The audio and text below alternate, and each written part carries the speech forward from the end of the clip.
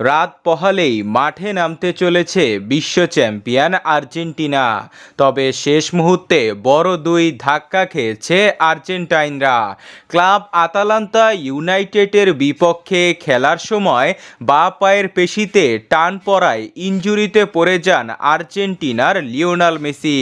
ফলে মেসিকে ছাড়াই ২৬ সদস্যের চূড়ান্ত দল ঘোষণা করেছিল আর্জেন্টাইন কোচ লিওনেল স্কালোনি।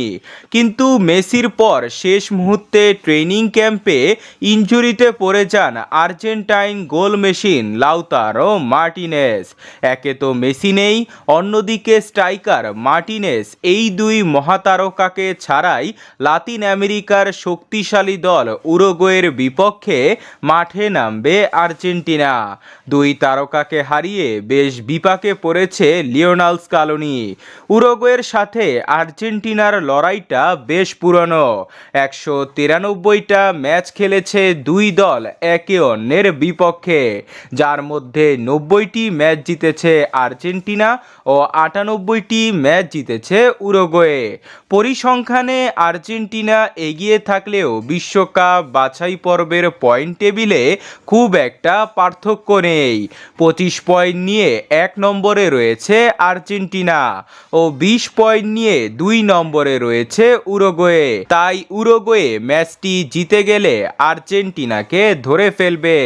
তাই এখন প্রশ্ন জেগেছে যে মেসি মার্টিনেজকে ছাড়া এক ঝাঁক তরুণ তারকাদের নিয়ে কেমন হবে আর্জেন্টিনার একাদশ।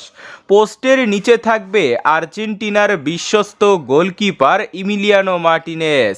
সেন্টার ব্যাকের দুই পজিশনে জুটি বাঁধবেন নিকোলাস অটামেন্ডি ও ক্রিস্টিয়ান রোমেরো। শুরুর একাদশে তাদের থাকার চান্স বেশি। রাইট ব্যাকে মলিনা ও লেফট ব্যাকে তাগলিয়াফিকো। তারাই থাকবে ডিফেন্সের ঢাল হয়ে। মিডফিল্ড পজিশনে থাকবে বিশ্বকাপ জয়ী ডি পল, এনজো ফার্নান্দেস ও ম্যাকঅ্যালিস্টার।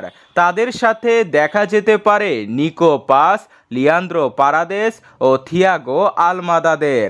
তবে লিসান্দ্রো মার্টিনেজ না থাকায় নাম্বার 9 হিসাবে গোল করার দায়িত্বে থাকবে জুলিয়ান আলভারেস।